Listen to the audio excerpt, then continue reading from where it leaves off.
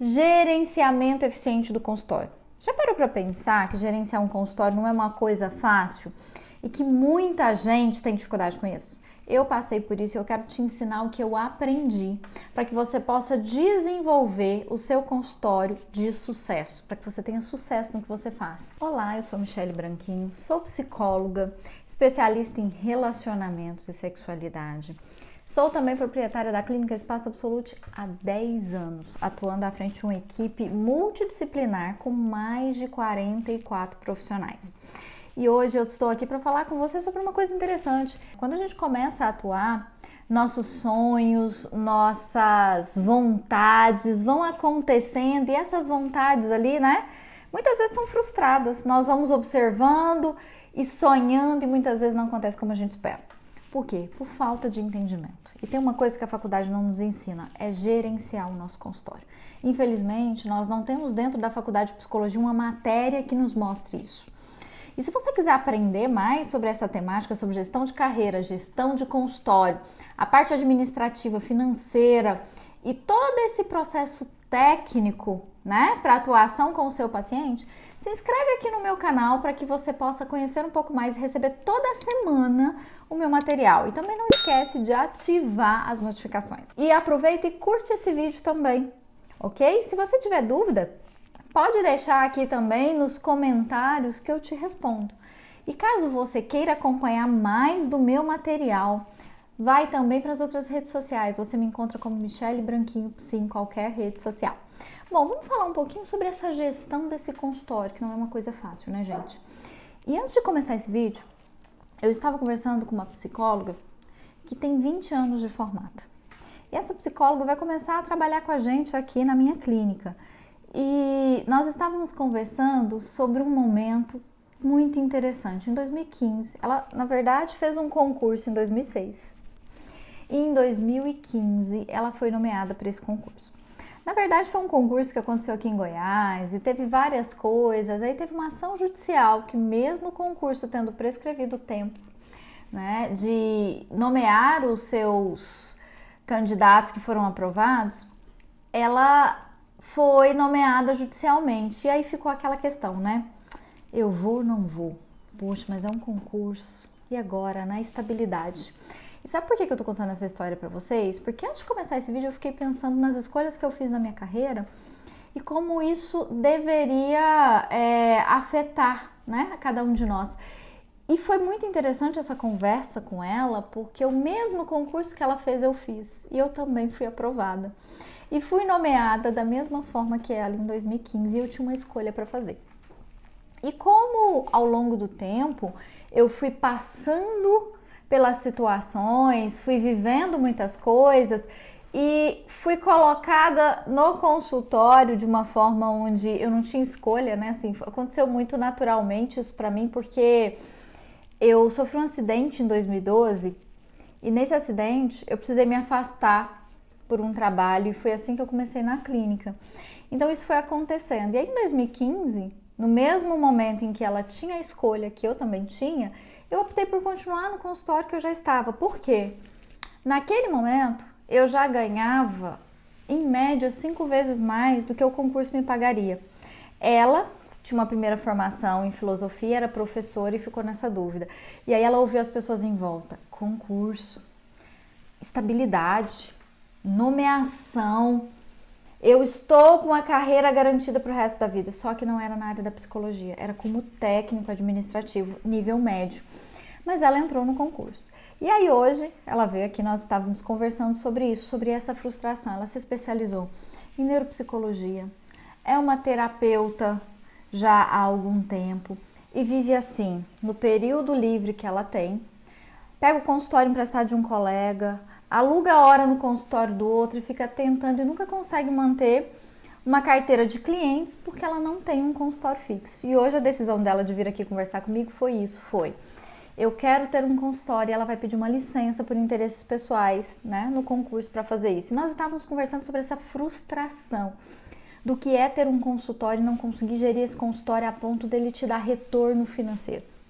E a gente sabe, né, que a psicologia, assim como outras profissões da área da saúde, fazem com que a gente se apaixone por ela e fazem com que a gente tenha ali aquela vontade de cada vez mais exercer a profissão, e muitas vezes a gente esquece de cobrar, né? Você já fez isso? Já teve aquele sentimento de pena, mas não posso cobrar do meu paciente. E aí nós acabamos fazendo valores, né, de sessões que não são capazes de suprir o nosso consultório. E esse é um tema para um próximo vídeo, tá? Porque eu quero falar com vocês como calcular o custo de uma sessão, porque você tem que incluir tudo do seu consultório. E essa conversa, gente, foi tão interessante porque eu pude mostrar para ela qual é a diferença entre gerir um consultório e estar no consultório. Muitas vezes nós, psicólogos, queremos atender e como nós temos satisfação. Gente, é muito bom, é uma satisfação imensa quando nós temos o resultado do nosso paciente. E isso a gente aprende na faculdade, a ter o resultado com o nosso paciente. Mas nós não aprendemos como sobreviver da psicologia. Melhor, vou mudar minha fala. Nós não aprendemos a como viver da psicologia. Porque sobreviver tem um monte de psicólogo por aí sobrevivendo, não tem? Eu vejo vários passando por isso e muitas vezes eu vejo psicólogos que sofrem com essa questão porque no final do mês a conta não fecha. E muitas vezes o seu consultório precisa se pagar, mas ele não se paga. E aí você fica devendo ao invés de ganhar. Se você olhar, você vive talvez assim tampando buracos, tirando dinheiro daqui para cobrir ali e no final das contas você nunca tem dinheiro. Sabe uma coisa que eu percebo muito, isso me incomoda? É que eu converso com muitos psicólogos que falam assim, quando eu puder eu vou fazer isso, quando eu puder eu vou em tal congresso, quando eu puder eu faço tal coisa, quando eu puder eu quero fazer aquela viagem dos sonhos. E nunca pode. Mas você sabe por onde isso começa? Pela gestão do seu consultório. Depois eu vou falar sobre custos com vocês em outro vídeo, mas eu quero que vocês entendam, até para pensar sobre custo do seu consultório e como precificar a sua sessão, você precisa ter uma gestão eficiente do seu consultório. E para ter uma gestão eficiente, você precisa passar por alguns pontos. E eu selecionei 10 pontos que eu considero que são essenciais e que me fizeram ter sucesso no consultório. Eu comecei no consultório em 2012. E eu já tinha me formado há algum tempo, mas eu me formei não foi direto para o consultório. Eu atendia 2 pacientes assim no consultório, locava horas no consultório de alguém e atendia 2 pacientes. Eu tive uma oportunidade de fazer estágios na área de RH e comecei nessa área. E quando eu comecei nessa área, eu tinha um salário fixo e era muito bom, porque um salário fixo a gente sabe medir as nossas despesas, né? Mas a gente não cresce muitas vezes. E é, por exemplo, a questão do concurso. Por quê? Você tem um salário fixo e você tem estabilidade. Estabilidade é uma coisa que muita gente procura, né? E quando eu comecei no RH, eu era estagiária, fui contratada antes de me formar e algumas pessoas me procuravam. Michele, você atende? Eu atendia assim 2 pacientes à noite, às vezes, né? Eu dava aula, gente. Eu dei aula em cursos técnicos, em vários cursos, técnico de recursos humanos, técnico de segurança do trabalho. Fiz algumas aulas nesses cursos, assim, voltados para a área da psicologia, mas eu era professora, então eu trabalhava muito. Eu trabalhava de manhã, à tarde e à noite. Nessa época, atuando 40 horas em RH e à noite eu atuava ou dando aula ou atendendo 1, 2, 3 pacientes. Até 2012 eu não conseguia ter mais que 3 pacientes. Foi assim que eu comecei. E aí em 2012 eu sofri um acidente. Eu me afastei, né, da empresa e eu comecei a ver que eu poderia enxergar a vida de forma diferente. E nessa época eu ainda tinha esperança de ser nomeada para o concurso. E nessa época eu ainda tinha esperança de entrar e ser uma funcionária do estado de Goiás. Porém, eu comecei no consultório e comecei a ver que eu poderia ganhar mais, eu poderia desenvolver mais. Sofri muito com essa questão de loco hora, loco período, loco uma sala para mim. Montar uma sala é muito caro, para que eu vou ter um consultório agora? Até que eu tive a oportunidade em 2013 de assumir a Espaço Absolute. E foi aí que eu comecei a perceber que a gestão de carreira no consultório, ela poderia ser financeiramente mais rentável do que ser um psicólogo contratado por algum lugar E depois eu comecei a perceber que a minha satisfação profissional ainda era maior, porque no consultório eu tinha resultados incríveis. Eu gostava muito do que eu fazia, como eu gosto até hoje, né? Mas aí eu comecei a perceber isso. E percebendo essas questões, eu comecei a observar outros psicólogos sofriam tanto quanto eu. E aí vinha aquela questão, vou atender plano, não vou. E por um tempo eu atendi, eu já tive minha agenda 100% plano de saúde. E hoje eu tenho uma agenda 100% particular. Fiz essa transição e hoje ensino inclusive psicólogos a fazer essa transição na carreira. Mas eu vejo muito sofrimento com relação a isso, porque eu não sei quanto eu vou ganhar no mês. Eu não sei como administrar o que eu tenho e o meu consultório é muito caro para mim. As pessoas têm essa visão e realmente ter um consultório não é barato, mas isso depende de quanto você ganha. E o custo do seu consultório é equivalente a quantos por cento da sua renda?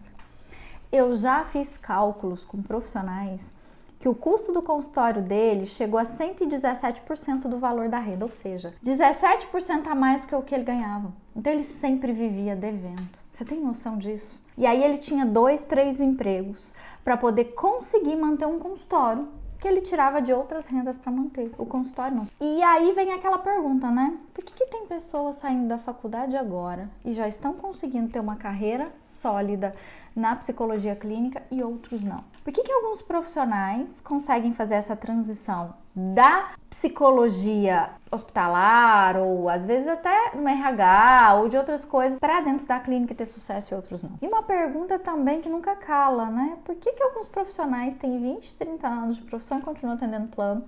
E quem tem aí talvez 3 anos já consegue ter uma agenda 100% particular. Eu lido com todos esses tipos de casos e muitas vezes eu fico observando, eu vejo algumas coisas que são muito interessantes. Primeiro, a mentalidade que essas pessoas têm. Segundo, a dificuldade em se organizar. E terceiro, a mentalidade de que o consultório é uma estrutura de acolhimento. E é mesmo, gente, mas é um negócio. O seu consultório é a sua empresa. Ah, mas você fala isso porque você tem uma clínica, Michele. Você tem uma empresa. Sim, verdade. Mas é uma coisa importante para você pensar. Eu estou aqui gravando esse vídeo do meu consultório. E o meu consultório fica dentro da minha clínica, claro, né? Dentro da Espaço Absolute, mas eu tenho uma noção muito clara, e essa semana eu estava conversando, fazendo uma reunião aqui sobre algumas questões da Espaço Absolute, pensando sobre isso. Esse espaço que eu estou aqui, o meu consultório, é uma empresa dentro de outra. Então, a Espaço Absolute é uma empresa e o meu consultório é outra empresa. E eu separo isso muito bem. Eu sei que o meu consultório é uma empresa. E eu tenho profissionais que muitas vezes me procuram para pedir ajuda justamente por isso. Porque não conseguem entender que o seu consultório é uma empresa.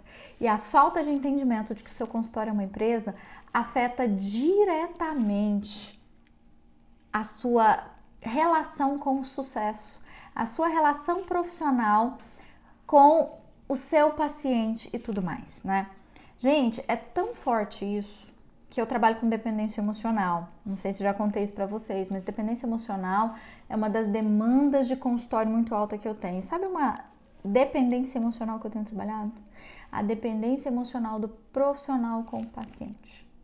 A dependência emocional, porque ele se apega às demandas do paciente e tem uma relação de apego com esse paciente.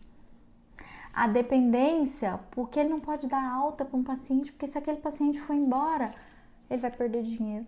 E aí ele não consegue ajudar o paciente a evoluir na vida dele, a ter os resultados que ele busca, porque ele tem medo de perder os pacientes, porque se ele perder os pacientes, ele não vai ter dinheiro. E tem pacientes que eles já estão num processo de evolução fantástica e o profissional não lida bem com isso. Então eu quero te ensinar agora 10 passos que eu trabalhei para que o meu consultório fosse um consultório de sucesso e para que eu pudesse ter a renda que eu tenho hoje. E foi tão interessante, gente, eu contei para vocês no início que eu estava conversando com essa psicóloga. Ela é mais velha que eu, acho que uns 15 anos mais velha que eu. Está com um filho fazendo medicina, outro filho entrando na faculdade, e aí tem toda uma demanda financeira, né? Quem tem filho em faculdade aí, tá me ouvindo, sabe o quanto isso é difícil, né? Ter filho, gente, tem custos, né? É maravilhoso. Amo ser mãe, mas a gente sabe que financeiramente tem seus custos e a gente precisa, né, investir na vida dos nossos filhos. Então, ela tá nesse dilema. eu preciso de dinheiro, porque eu e meu marido precisamos manter os nossos filhos, mas eu também tenho um sonho, que é ser psicóloga. Ao contrário disso, por exemplo, ontem eu conversei com uma psicóloga que está com uma filha fazendo faculdade de medicina e que tem um sucesso no consultório e se programou para isso e trabalha, vive 100% do consultório.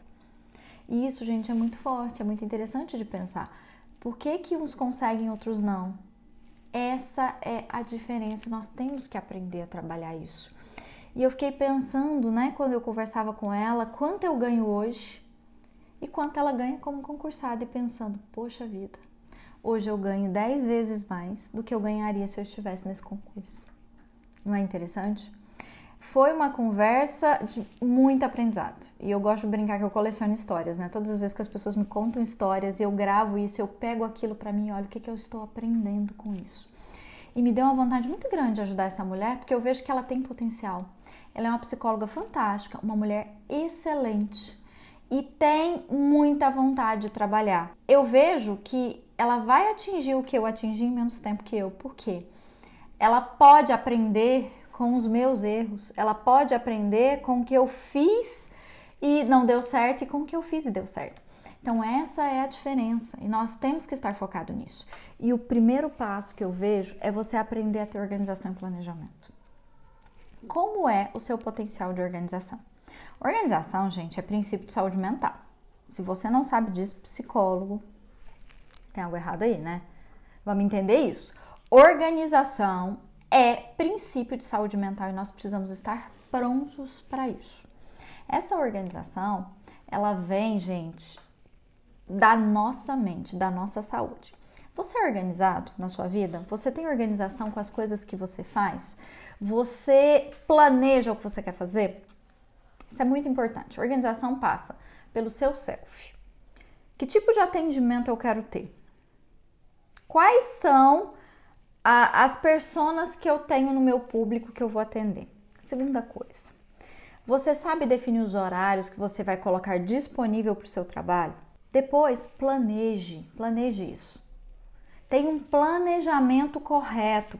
Se você não aprende a planejar, você não executa e não alcança nada. Então, nós precisamos entender isso. Aprenda que organização é princípio de sucesso. É princípio de saúde mental. Se você tem saúde mental, você tem sucesso. Então, organização e planejamento é a primeira coisa que você precisa. Segunda coisa, atendimento excepcional. Qual é o atendimento que você oferece para o seu cliente? Tem uma frase que eu ouvi uma vez e que eu gosto muito dela. Como você vê que as pessoas saem de perto de você? As pessoas saem de perto de você com mais do que elas esperam ou com menos do que elas precisavam. O seu atendimento ele tem que ser excepcional não só em técnica, mas em acolhimento. Tem um cafezinho para oferecer para o seu paciente, um chá, porque eu não tomo café, né? Meu consultório sempre tem chá, então isso faz diferença. Às vezes, o lugar, o setting terapêutico, daqui a pouco a gente vai falar um pouco mais disso, mas a forma como você recepciona, como você cumprimenta o seu paciente, como você faz o rapport da sua sessão, como você encerra ela, tudo isso está incluído nesse atendimento excepcional. E sabe aquela coisa que a gente fala tanto na faculdade da tal da transferência e do vínculo? Então, não é só técnica que te garante transferência e vínculo. O acolhimento, o atendimento excepcional que você traz para o seu paciente vai fazer essa diferença na vida dele, vai fazer com que ele fique com você. Sabe uma coisa interessante? A gente pensar na primeira sessão com o paciente. Essa primeira sessão, ela define o processo terapêutico, se esse paciente vai continuar com você ou não, né? Boa parte dos pacientes que não voltam mais, eles não voltam na primeira sessão. Eu fico de olho nisso aqui, gente, porque eu já vi muitos casos. Tinha pacientes que vinha e não voltava, vinha a primeira sessão e não voltava com alguns profissionais. E esses profissionais me dão um alerta. Eu vou atrás, vou conversar com eles. Eu tenho uma amiga que até formou comigo na faculdade e nós somos bem próximas e eu percebi isso na agenda dela. Chamei ela, falei, vem cá, fulana, o que tá acontecendo? E ela foi e me contou um pouco do que estava acontecendo na vida dela e eu falei, pois é, o seu atendimento não está excepcional, porque o seu self está prejudicado. Então ela foi lá, resolveu a questão dela e hoje é uma pessoa que consegue entender isso e que fez diferença. E ela comenta isso várias vezes, fez muita diferença aquela conversa. Por quê? A primeira sessão faz toda a diferença para que seu paciente continue. E o seu atendimento excepcional, ele passa pela técnica sim, tá? Porque o seu paciente vai lá buscando um resultado. E se ele não atingir aquilo, esquece. Ele pode ir a algumas sessões, se ele não perceber que ele está evoluindo, ele não vai mais. Mas passa também por esse acolhimento e por essa receptividade e a forma com que você relaciona com o seu paciente. Vai analisando aí, vai me contando depois se você consegue fazer essa acolhida. Terceiro, qual é o seu pensamento sobre ter uma secretária? Em um determinado momento, ali no início de carreira, a gente consegue se resolver sozinho, a gente organiza as nossas coisas e consegue ter, né, uma facilidade para isso. Depois de um tempo, você vai precisar de ajuda, porque é o que você quer crescer, então você vai precisar disso. Por isso que eu coloco o terceiro ponto como uma equipe treinada e motivada. O que eu quero dizer com isso? Algumas pessoas até vão optar por atender numa sala comercial sozinhos, ou outros vão optar por uma clínica. E é importante que você escolha o lugar que você vai trabalhar e a equipe que você tem. Se você tem uma recepcionista, ela tem que ter um atendimento excelente. Ela tem que ter um sorriso, ela tem que ter um envolvimento, ela tem que saber acolher o seu paciente. Se você tem uma secretária, se você tem pessoas que vão trabalhar para você, você precisa saber escolher uma equipe que tenha afinidade com você, né? Até se você vai trabalhar em equipe multidisciplinar, os colegas com quem você trabalha, tem que ser assim. Porque quando a gente trabalha em equipe multidisciplinar, e eu vivo muito isso, porque aqui na Espaço Absolute é assim, a gente tem vários profissionais de diferentes áreas, né? Para que a gente possa atender, né, diferentes demandas de um mesmo paciente, você tem que ter pessoas que têm a mesma visão que você. Você precisa trabalhar com pessoas que tenham a mesma visão. Sabe por quê? Se essas pessoas não têm a mesma visão que você vai encaminhar um paciente seu para outro, não vai dar certo. Esse profissional vai encaminhar um paciente para você e não vai dar certo. Então, esteja atento a isso. A equipe que você vai trabalhar, ela tem que estar tecnicamente preparada, motivada e com capacidade de relacionamento. Esse é um ponto muito importante. Eu já atendi em lugares onde as pessoas reclamavam muito.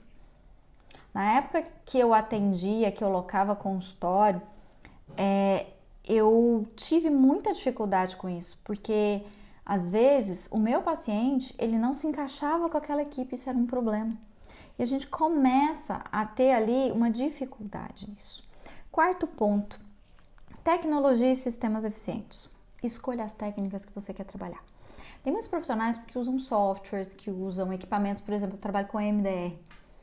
E eu sei que o MDR tem comprovação científica e ele é eficaz nos traumas. São coisas importantes de se trabalhar. Então esteja muito bem alinhado com isso.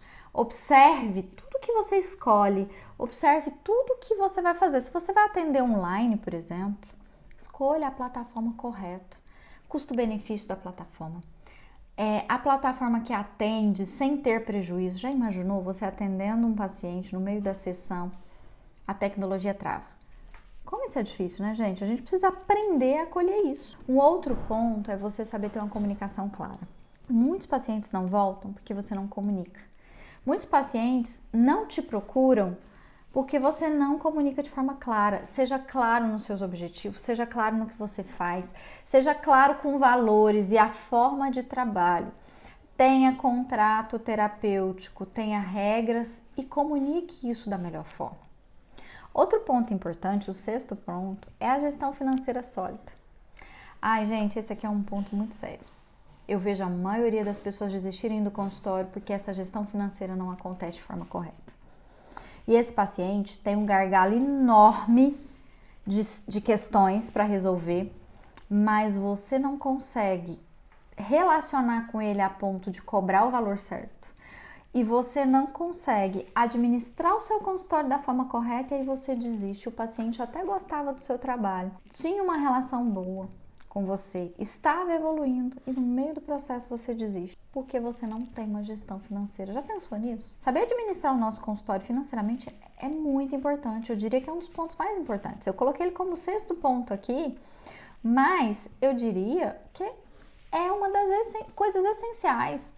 Todo psicólogo precisa entender de dinheiro, porque todo profissional que trabalha precisa entender de dinheiro, gente. Dinheiro é uma das partes de motivação do nosso trabalho. Me conta uma coisa, se você ganhasse na loteria hoje, você ia parar de trabalhar? Eu não pararia porque eu gosto do que eu faço, mas eu selecionaria bem o tipo de trabalho que eu faria. Muita gente faz isso, ou talvez você reduziria ao máximo. Então não adianta você pensar que você trabalha só por satisfação emocional ou por ter a carreira de sucesso que você sonha, mas você trabalha também pensando na gestão financeira da sua vida. E isso é importante. Nós nos desmotivamos muito fácil com o que a gente faz por não ver o retorno financeiro. E somos nós, psicólogos, que muitas vezes barramos o nosso retorno financeiro. Sabe, eu vejo muitos psicólogos desistindo da carreira porque psicologia não dá dinheiro. E eu vejo psicólogos fazendo um tour pela Europa com o dinheiro que eles ganharam nos atendimentos que eles fazem no consultório. Entende? O quanto essa gestão financeira é importante? Mudança de mentalidade é importante, mas a gestão financeira equipara a isso. 7. Condições adequadas para o atendimento do seu paciente. Gente, eu lembro quando eu estava na faculdade, decidi que eu ia começar a fazer terapia. Eu fui numa psicóloga que o consultório dela era tão sujo que eu tive nojo da psicóloga. Porque eu olhava pro consultório e achava aquele consultório tão sujo. Sabe, eu tô dando um exemplo que é raro de acontecer, mas você sente que o seu consultório tem condições adequadas? E não precisa ser um consultório chique, né, gente? Precisa ser um consultório adequado, que traga a sensação de acolhimento, que traga prazer, que traga essa sensação de limpeza, como eu falei aqui, e de muitas outras coisas. Então, essa adequação do consultório, as condições adequadas, é o 7º ponto. Você precisa disso. O 8º, chegando no final dessa lista já, né? Faltam mais 3. O 8º ponto é um marketing eficiente. Você faz marketing do seu trabalho? Gente, esquece. A ciência tem que ir onde a vida acontece para captar pacientes, tá? Esquece essa coisa de que os pacientes vão chegar até você, eles não vão. Cadê o seu marketing? Você precisa pensar sobre isso. Sem marketing, você vai continuar atendendo plano de saúde para o resto da vida. Porque realmente, para plano de saúde, você não precisa de muito marketing. O plano de saúde te encaminha os próprios pacientes. Então fica fácil. Mas é isso que você quer? Se é, beleza, segue assim. Se não, marketing é essencial para que você tenha um retorno financeiro correto. Ou pelo menos o retorno financeiro que você deseja, né?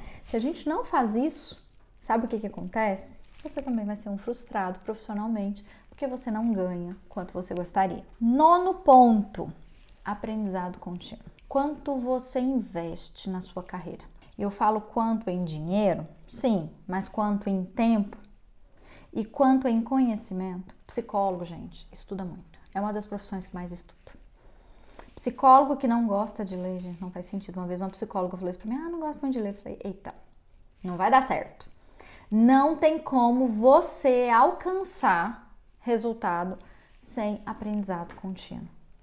Esse é um ponto de gestão essencial.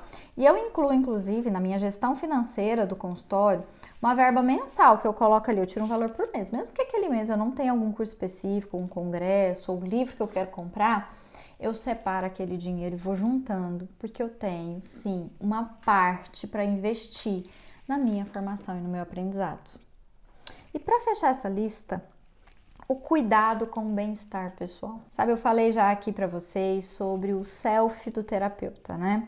O que é o self? Eu vou fazer um vídeo específico sobre isso, tá? Vou falar sobre isso ainda, mas o self do terapeuta é a sua essência.